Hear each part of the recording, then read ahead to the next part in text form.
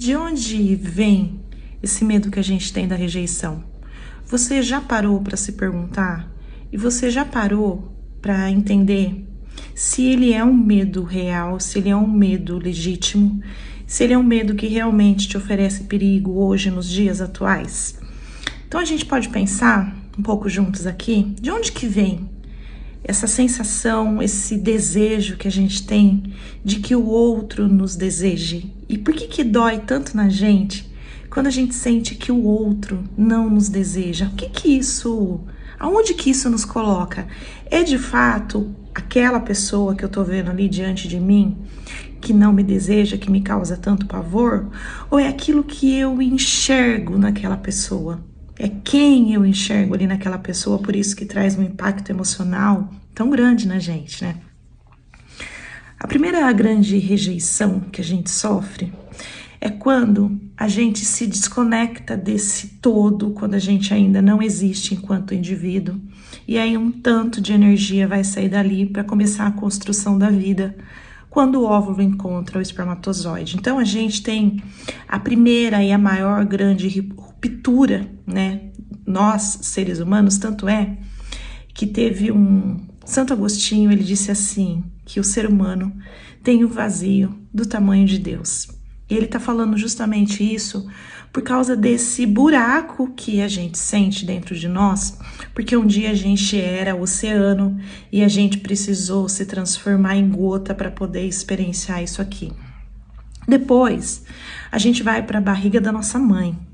E aí a gente tá lá dentro da barriga da nossa mãe, e a nossa mãe tá sofrendo todos os processos, todas as transformações hormonais que a gente sofre quando a gente fica grávida. Eu, por exemplo, eu tive enjoo a minha gravidez inteira. Do primeiro ao último dia, tudo que eu comia eu colocava para fora, não tinha até água. Então, imagina como isso ficou registrado na psique da minha filha, como que ela sentiu, como foi para ela ser gestada na minha barriga. Aí depois, a criança tá lá dentro da barriga da mãe e passa por aquele movimento onde ela é expulsa do corpo da mãe, onde ela tem esse lugar que ela precisa sair, obrigada, porque é um lugar que a criança não quer sair, porque é o único ambiente que ela conhece, e ela é arrancada ou ela é expulsa ali daquele lugar.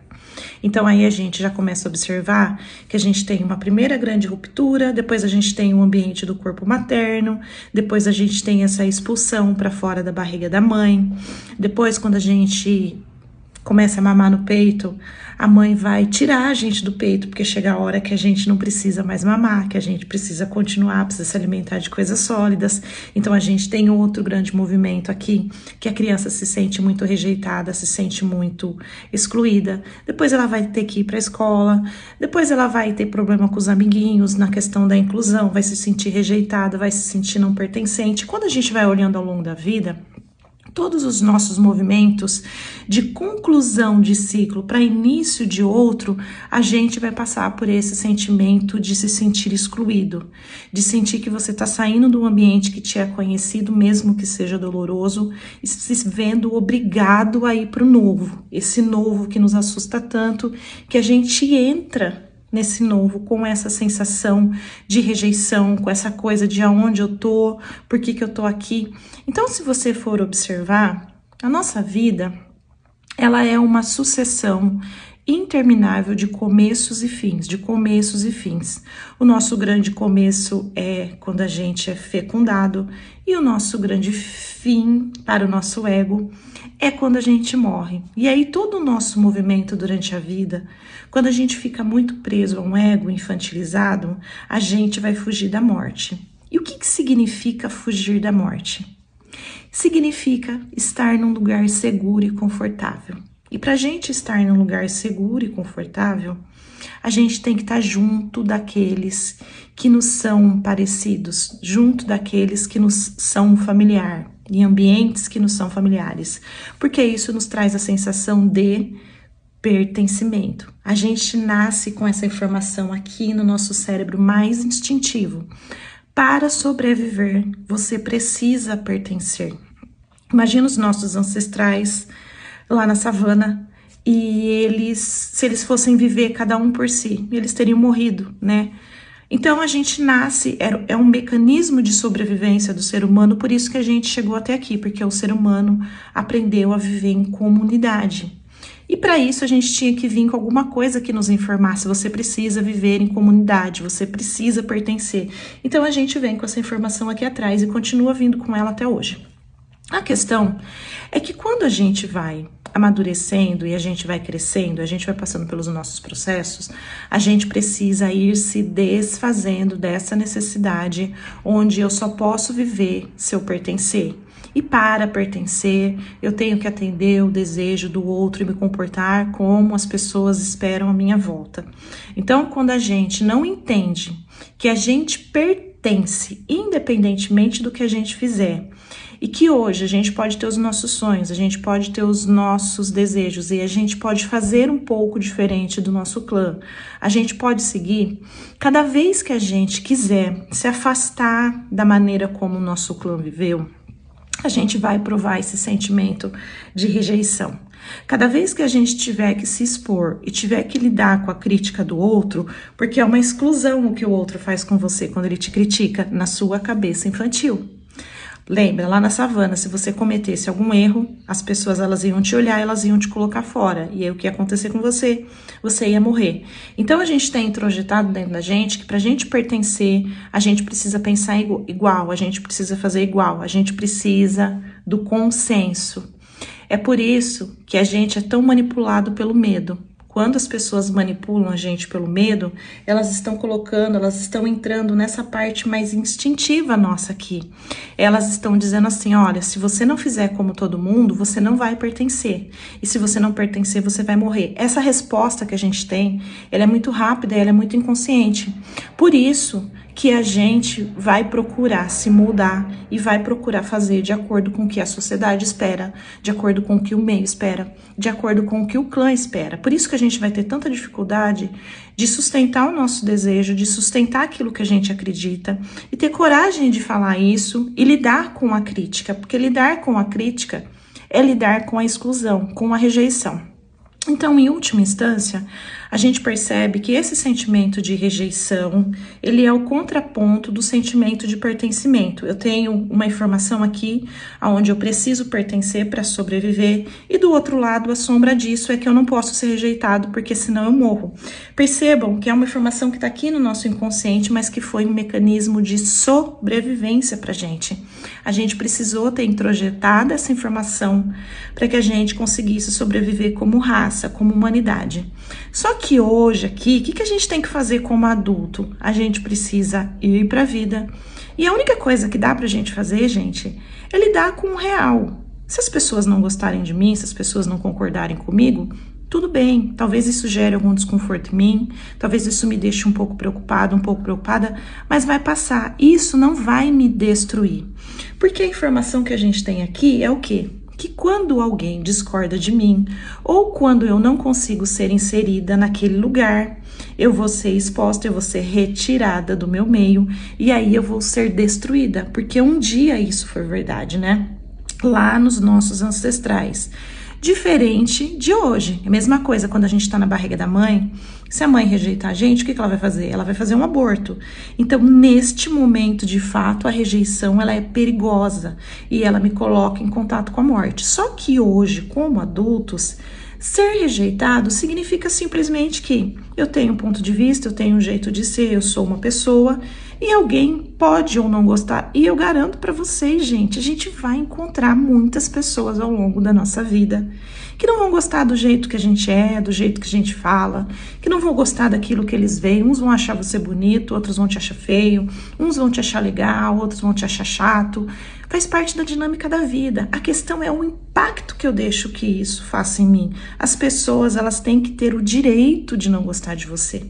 As pessoas, elas precisam exercer o livre direito de querer ou não ficar. E a gente precisa ficar bem com isso e não medir o nosso valor a partir do olhar do outro. O segredo para você lidar com a rejeição é isso aqui. Não meça o seu valor e nem se supervalorize. Não ache que você é o alecrim dourado, que você é a última bolacha do pacotinho, porque você não é. Você é um ser humano normal, com defeitos e com qualidades, assim como os outros 7, 8 bilhões de pessoas que existem aqui na Terra.